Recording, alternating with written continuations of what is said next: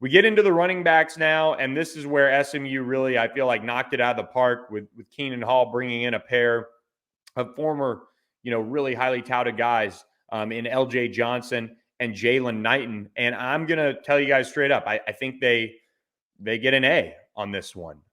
When you look at the running back room, you have Tyler Levine, who's going to be back for his final season of college football. He is a physical runner. We know what he brings to the table when he's healthy. He is expected to be healthy, and when that's the case, he'll factor in.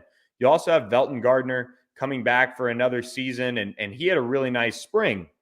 Kamar Wheaton, a lot of question marks around him just off the spring. He was suspended for some of it. He was kind of nicked up. He didn't really do much in the spring game.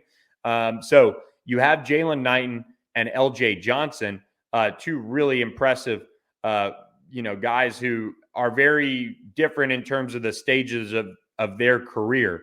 LJ Johnson was in that signing class with Kamar Wheaton and went to Texas A&M. He was a former 4-star prospect. He was right there at the top of the running back rankings overall. He played he carried the ball 10 times for 39 yards and 2 touchdowns in 6 games in 2022. In 2021, he had 21 carries for 76 yards in 4 games.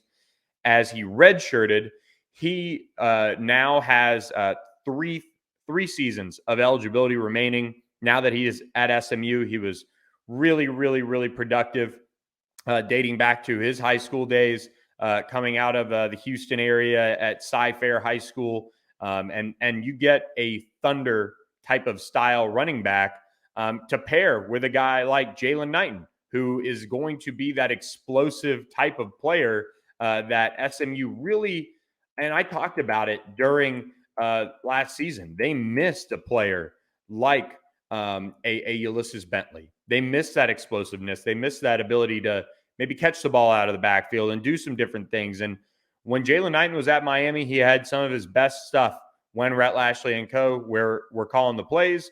He kind of had a smaller role in 2022, but had 209 yards, a touchdown, 52 carries. In 2021, he rushed for 561 yards and 8 touchdowns on 145 carries. This is a guy that has added nearly 500 yards through the air receiving as well throughout his career. And if you watched him in spring ball, if you had the chance to get out there, see the Mustangs get after it, that's going to be a difference when it comes to SMU's offense this season, is Jaylan Knighton being able to be used in the screen game or be a true check down guy on a swing pass that can pick up yards, make a little something out of nothing. He's that lightning type of player. And I'll say this about Jaylan Knighton. He is really tough. There were some runs that with his stature, you might not think he would finish and fall forward and pick up those extra yards, but he is not afraid of contact. I think as long as he holds on to the ball, that was kind of one of those things at Miami that was maybe the bugaboo for him, is at times he had some fumble issues. But if he holds on to the ball for SMU, he's going to have a chance to be a true all-AAC performer. That is the expectation for him. He does have 2 years of eligibility remaining, but when you look at what he could bring to the table this year, maybe if he has the type of season SMU is hoping he does, he could be a 1-year guy. And that's kind of the reality. It's a good problem to have if he obviously puts that together. But I think he's going to have a really impressive season and become a fan favorite quickly. Like I mentioned, SMU has not had that explosiveness since Ulysses Bentley left. They needed somebody with wheels.